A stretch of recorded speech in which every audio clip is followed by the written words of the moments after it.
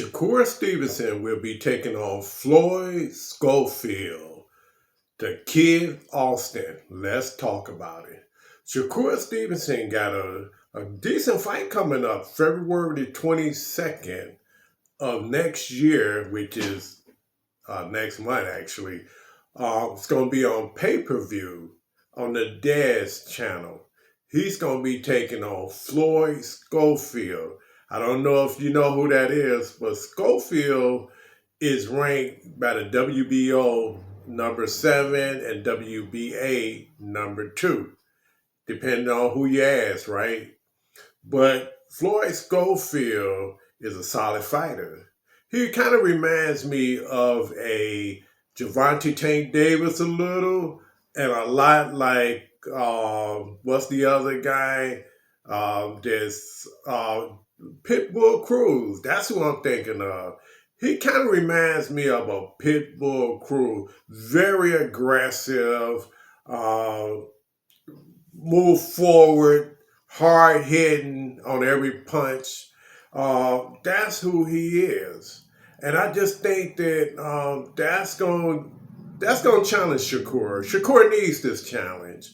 So let's do the stats on Floyd Schofield. Schofield is in the lightweight division. He's 5 feet 7 inches. His age is 22. He's got a reach of 68 inches. He's an orthodox fighter. He's got a record of 18 wins, 0 losses, 12 by way of knockout. Shakur Stevenson is the WBC lightweight champion. He's a 2-division world champion.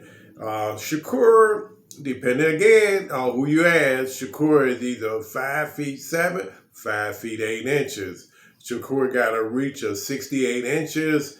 He's a southpaw. He's got a record of 22 wins, 0 losses, 10 by way of knockout. The only questionable fight Shakur was in that I kind of question is when he won the WBC belt against Edwin D. Santos. I think that was Shakur's worst outing. Looked like he did a lot of running in that fight, and he got a lot of slack for that. So Shakur had to change up his tactics after that. I mean, that fight really made Shakur look bad, even though he won. And you can look at Shakur when he was standing up there on the decision after that fight with Edwin D. Santos. He knew that wasn't a good outing for him. And he said in the afterwards that he had hurt his hand. But, that's neither here nor there, right? So back to Floyd Kid Austin Schofield. Schofield is a compact type boxer. He's hard-hitting, aggressive style, quick hands, decent feet. He's just going to be a great measuring stick for if Shakur ever get an opportunity to take on Gervonta Tank Davis. I think this would be a great measuring stick for him. I would say Pitbull Cruz too, but Pitbull moved up to super lightweight now. So unless Shakur move up to super lightweight, then that's when I guess those two are meet. But Shakur, to his credit, he did try to take on Pitbull Cruz. But Pitbull Cruz first said he was going to do it, and then he changed his mind. But so what can we expect from Shakur Stevenson in this fight against Floyd Schofield? First of all, Shakur Stevenson is a very, very technical boxer. He's very skilled, great ring IQ, great defense. He's good at measuring his opponent. He sticks that hand out at him, and basically what he's doing is measuring distance. Then, he's got great upper and lower body combinations. I mean, he know how to place those shots to the body. And you know who else does that is Devin Haney. Haney is good at that too. Haney is good at placing that body shot. And Shakur Stevenson is a master at it. Shakur Stevenson can fight on the inside. He can fight on the outside. He's got good ring awareness in there. He does so many beautiful things in the ring. And people say, oh, he's boring. You know, he ain't boring.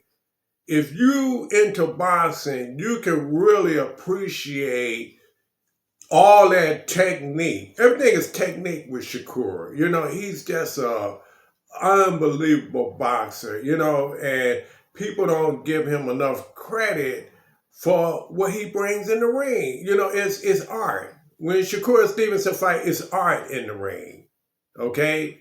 But people want to see him be like a rock'em sock'em type, you know, a la Mexican-style fighter. He's not that type. Now, lately, he have been getting in the ring, less movement, literally standing right in front of his opponent and still don't get hit. What more do you want from this man?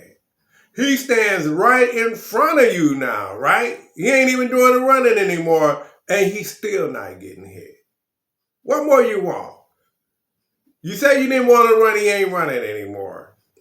So when he fights Floyd Schofield, that's going to be a really interesting fight, you know, because this guy is very aggressive, and he's going to bring it to Shakur. So Shakur is going to have to use every tool in his toolbox with this guy. You know, he's going to have to be able to keep his distance. He's going to have to be able to, again, get his combinations off. He's going to have to be able to shoot those body shots and get out the way of Schofield hard punches. So this is going to be a great test for Shakur Stevenson. I think Shakur is going to be victorious in this. However, I don't think it's going to be a knockout. I think Shakur probably win this by decision. Now, Shakur, what he's got to work on, just like Devin the Dream Haney, they got to work on the power, man. They got to work on the power.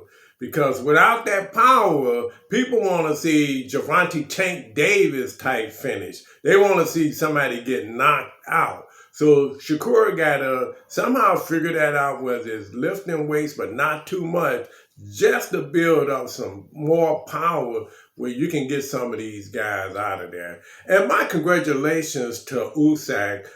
He beat Tyson Fury last week for the WBA, WBC, WBO World Championship. You know, this is second time fighting Fury. The first time was a great fight. Second time, he proved that he's the best in the business. You know, this guy is only like, 6'3", 226 pounds. What was Fury? 6'9". What was Anthony Joshua when he beat Joshua twice? 6'6". And don't forget Daniel Dubois, 6'5". You know, I mean, this guy is the real deal. And Usyk, he's just a solid bruiser type guy that can get in there with the big boys and come out victorious. So again, my hat's off to Daniel Dubois. To Usyk for his victorious win over Tyson Fury. You know, Daniel Dubois, now I don't know if this still going to take place next year. Now he's supposed to be taking on Jake Paul, you know, after Jake Paul beat Mike Tyson, an aging, over the hill Mike Tyson.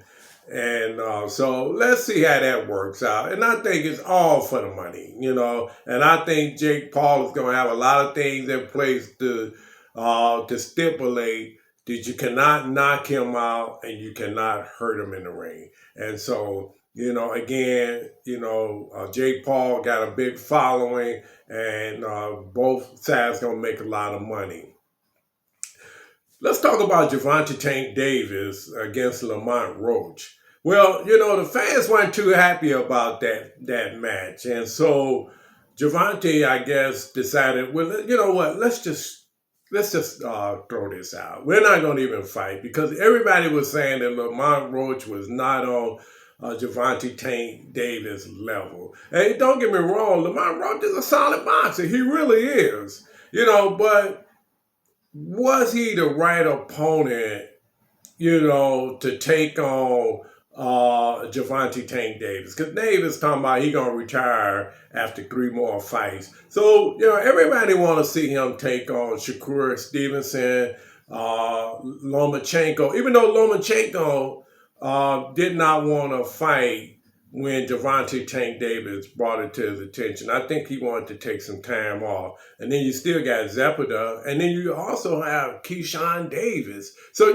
he's got the people that the fans want to see him fight. He beat the Isaac Pitbull Cruz. He beat Frank Martin. He beat Ryan Garcia, and the list goes on and on. But people don't want to see him take on a lighter challenge like Lamont Roach. See, what we got to understand is, the camps, as far as the coaches, the promoters, the managers, all these people for their fighters want to make sure that they fight is victorious in the end. They want, they want them to take the big risk when the payday is huge. But other than that, they do a lot of research on their opponents to make sure that they guy gonna come out victorious. And that's just the way boxing is. It's not like it was in the day when Sugar Ray Leonard and Ali and all these people just got in there and fought whoever was up next. No, these guys, they're looking at it as a business. They don't want to just get in there and get that L, because once you get that L, it changes everything. Just as Devin the Dream Haney, he's supposedly getting ready to do something, but Devin the Dream Haney had to go back to the drawing board and figure out what did he do wrong against Ryan King Garcia. So it remains to be seen. But again, I'm looking forward to the Shakur Stevenson fight against Floyd Kid Austin Schofield. I think it's going to be a great fight. I think it's going to be a great challenge for Shakur Stevenson if he's thinking about getting in the ring with Javante Tank Davis. Let's see how he do against Floyd Schofield. Schofield isn't on Javante Tank Davis level, but it would be a great measuring stick to see how well he does. Again, this is Kay, back at it with a new video. Take care, guys and gals.